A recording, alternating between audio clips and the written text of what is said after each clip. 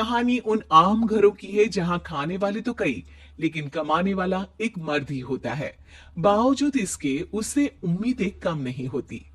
देखिए जी, सामने वाले वर्मा जी कैसी अच्छी तरह से सफाई करते हैं छुट्टी वाले दिन अपने घर की, और एक आप हैं। अरे यार, उनके पास कार है, ऑफिस पास में है और हफ्ते में 2 दिन की छुट्टी होती है, तो फर्क तो पड़ता है ना। मेरी तो शादी ही गलत हो गई। अरे कोई मस्त लड़का मिलता, कमाता भी, घुमाता भी, घर के कामों में भी मदद करता, लेकिन नहीं जी, हमारे वाले को तो कमाने से फुर्सत ही नहीं, और कमाई भी ऐसी कि कोई जरूरत पूरी ही नहीं हो रही है। सुनील बेचारा शीना को देखकर सोचता है कि शीना सही कह रही है। देखने में सुंदर है, घर का सारा काम कर लेती है, उसे तो कोई भी अच्छा लड़का मिल सकता था। क्या सोच रहे हैं? भागने का इरादा तो नहीं है? अरे नहीं मेरी प्यारी बीबी, मैं तो नहीं, पर डर है कि तुम नहीं कहीं भाग जाओ मुझे छोड़कर। शीला सुनील के मुंह से प्यार भरी बात सुनकर मुस्कुराती है। आप भी ना। सुनील एक दिन ऑफिस से घर आता है कि तभी शीना कहती है, सुनिए जी, वो मेरी सहेली आई थी, सारा दिन वो लोग यहीं थे, अब जा रही थी तो मैंने कहा नहीं नहीं, मेरे पति छोड़ आएंगे ना तुम्हें, तो रोक लिया मैंने। सुनील थोड़ी देर कुछ सोचता है, फिर कहता है, ठीक है, मैं कपड़े चेंज करके आता हूँ। अरे तेरे पति को तो लग रहा है कि अच्छा नहीं लगा।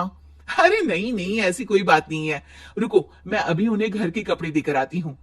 शीना अंदर जाती है जहां सुनील पलंग पर लेटा होता है। अरे क्या मजाक है, वो कह रही है कि आपने मुंह बना लिया। सही तो कह रही है, सुबह से अब ऑफिस से लौटा हूँ, एक कप चाय का तो पूछा नहीं, 20 किलोमीटर जाओ और आओ, और फिर कल उसी टाइम पर ऑफिस। अरे यार, मुझे गाड़ी चलानी आती ना तो बोलती भी नहीं आपको, और कौन सा रिक्शा खींच कर जाना है आपको। सुनील अब क्या बोलता। रात देर से आता है और सो जाता है। अगले दिन शरीर दर्द हो रहा है। अरे तो मत जाओ ना ऑफिस, चलते हैं ना मार्केट घूमने, फिर पिक्चर देखेंगे और रात में खाना खाकर घर वापस।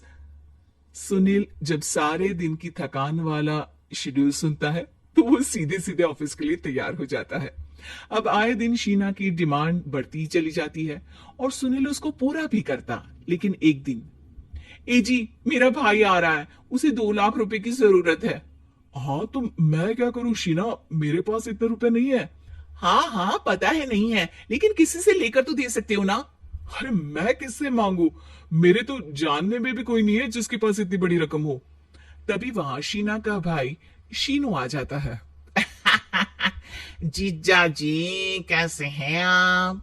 अब मैं ठीक हूँ शीनू, अचानक इतनी बड़ी रकम की जरूरत कैसे पड़ गई? अरे जीजा जी, वो बिजनेस शुरू किया ना, तो उसके लिए पैसे की जरूरत है। काफी हो चुका है, थोड़ा पैसा बचता है तो मैंने सोचा आपसे ले लूं। अब देखो, मेरे ऑफिस में कुछ लोग हैं जिनकी सेविंग अच्छी है, मैं उन लोगों से बात करके देखता हूँ। सुनील ऑफिस से किसी से पैसे लेकर शीना को दे देता है।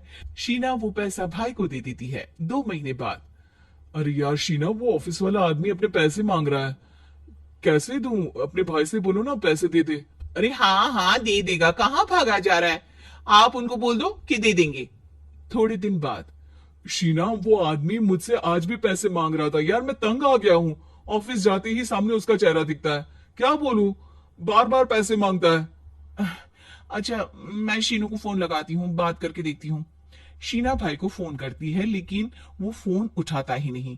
लगता है भाई कहीं ऐसी जगह है जहां नेटवर्क की समस्या होगी। सुनील अगले दिन दोपहर को ही घर आ जाता है। उसका चेहरा उतरा और परेशान सा होता है, वो रोने लगता है। अरे क्या हुआ जी, आप इतना परेशान क्यों हैं? सब ठीक तो है ना?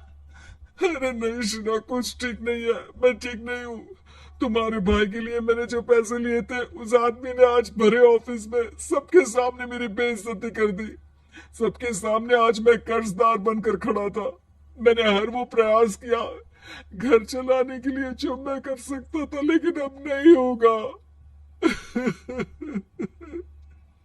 वो फिर रोने लगता है। अरे आप तो औरतों की तरह रो रहे हैं, मर्द हैं आप। क्यों, आदमी के सीने में दिल नहीं होता, या फिर वो इंसान नहीं मशीन होता है? अरे मैं थक चुका हूं शीना, तुम समझती क्यों नहीं? मैं भी शारीरिक और मानसिक रूप से थकता हूँ, मैं भी आराम करना चाहता हूँ, सुकून चाहता हूँ। मैं अब कुछ नहीं कर सकता। कुछ नहीं। वो बैठ जाता है। शीना पति को हैरान परेशान देखकर चुप हो जाती है। अगले दिन, सुनिए, ये लीजिए 2 लाख रुपए, उस आदमी को दे दीजिए और बोल दीजिए कि आज के बाद किसी को पैसे के लिए बेइज्जत ना करे। सुनील पैसे देखकर राहत की सांस लेता है। अरे शीना, तुमने तो मेरा बहुत बड़ा काम कर दिया। अब मैं शान से ऑफिस जा सकता हूँ। लेकिन ये पैसे आए कहाँ से? ये पैसे मैंने अपने गहनों को गिरवे रखकर लिया है। तुम ठीक रहो, निश्चिंत रहो, मैं बस यही चाहती हूँ। मुझे माफ करना, पर अब मैं समझ चुकी हूँ कि मर्द को भी दर्द होता है।